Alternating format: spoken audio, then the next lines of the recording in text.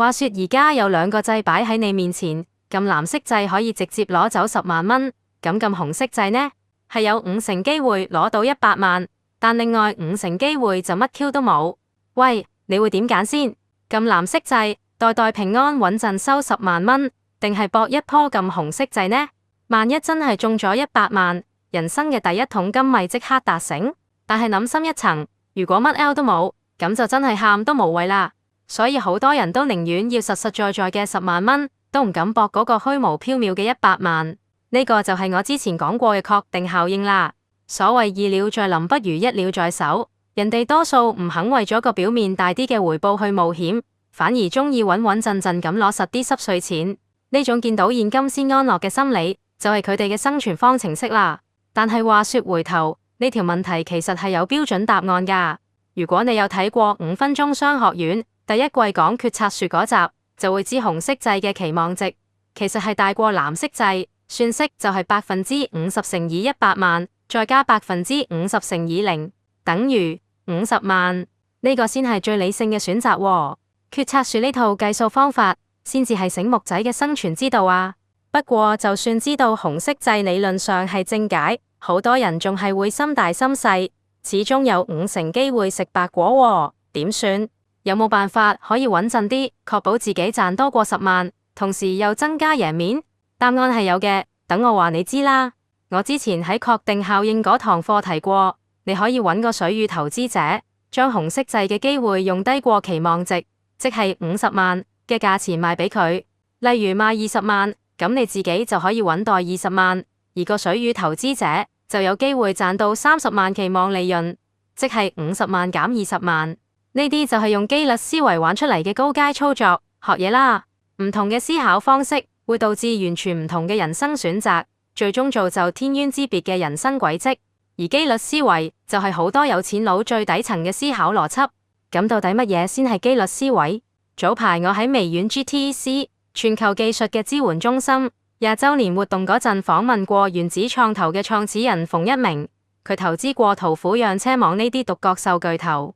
訪問時，佢爆咗個好衝擊三觀嘅觀點，話創業成功好重要嘅因素之一就係運氣。聽落好似好政治不正確咁，因為班打工仔最中意就係聽努力勤奮創奇蹟呢類老土又勵志嘅故仔。乜嘢係運氣？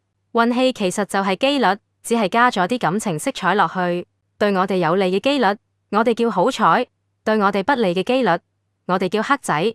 所以話創業靠運氣，剝開層糖衣，即係話創業成功好大程度受機率影響。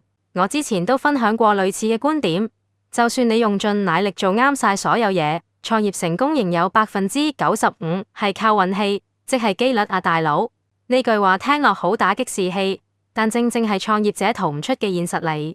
只有明白呢個規律，你先會做出正確嘅選擇，培養出機率思維。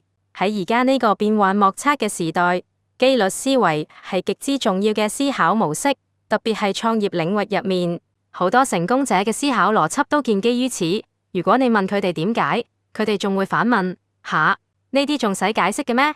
反而只要努力就會成功呢類口號，係佢哋眼中先係失敗者嘅思維。你可能覺得呢班人好離地，但唔使急住反駁，等我哋慢慢拆解乜嘢係機率思維啦。由創業第一日開始，你每日甚至每粒鐘都要做無數嘅決定，有啲決定你以為好關鍵，有啲就覺得係濕濕碎，但其實你覺得痛嘅決定未必真係咁重要，可能只係咁啱撞中你嘅死穴啫。好似我之前講過嘅幸存者偏差咁，機翼中晒彈好痛，但因為你飛得返嚟，就會覺得自己好叻。反而嗰啲輕輕擦過駕駛艙同尾翼嘅子彈，呢啲位置一中就會機毀人亡，但反而冇人留意到。你以為成功係因為自己頂得住機翼嘅彈孔，但真正嘅原因可能只係啲子彈咁啱冇打中機師或者油箱啫。點解會咁啊？因為我哋做嘅大部分決策都係唔完整資訊嘅決策咯。如果確定揀 A 就穩賺1蚊，揀 B 就冇錢，咁係人都識揀 A 啦。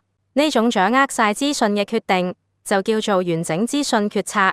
但現實係揀 A 定 B 實際賺幾多根本冇準確數據。甚至連 A 同 B 之外，仲有冇其他選擇都冇人知。喺呢種資訊殘缺嘅情況下，唔係話你夠聰明夠努力就實啱嘅，你再搏命再叻，都一樣有可能會錯。呢個可能性就係源自資訊不足。如果無論揀 A 定 B 都有50%機率出錯，咁等同你玩擲銀仔估公字，估中正面就行多一步，估錯咗就 game over，同你 IQ 幾高完全無關，純粹只係一個資訊不足造成嘅機率遊戲。假設你好彩行到下一步，又要面對新嘅決策，而且永遠都係資訊不足。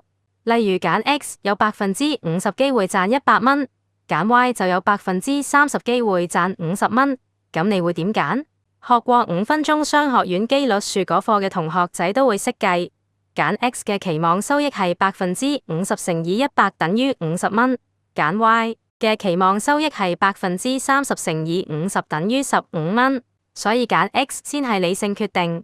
但就算係正確決定，揀 X 依然有50%機會食白果。換句話講，揀 X 只係相對正確，但依然有可能會錯。如果今次你好彩中咗，就可以再行多一步，否則就玩完。到呢一刻為止，已經經過咗2次嘅決策，你繼續行落去嘅機率已經得返50%乘以50%，即係25%。如此類推，日日咁做決策落嚟，你每日有幾大機率會中途出局？所以話最終嘅成功有95%係靠機率，一啲都唔誇張㗎。我咁講唔係想打擊對大家創業嘅熱情，而係想大家明白機率嘅威力，承認機率係存在之後，再諗辦法去對沖機率嘅影響。咁點樣對沖機率先？首要方法就係去揾成功機率大嘅事。總結一下先，機率思維唔係叫人躺平信命，而係要清醒咁去計算每個選擇背後嘅期望值，同時接受現實中嘅不確定性。成功者同普通人嘅分別，在於前者會識得用理性去拆解運氣，而後者只會用感性嚟埋怨命運。與其成日糾結點解唔係我，不如學識喺混沌中計算機率，用持續嘅行動嚟擴大成功嘅可能性。記住啊，運氣永遠都係偏愛已經準備好嘅人，而準備嘅方法就係不斷提升自己對機率嘅敏感度啦。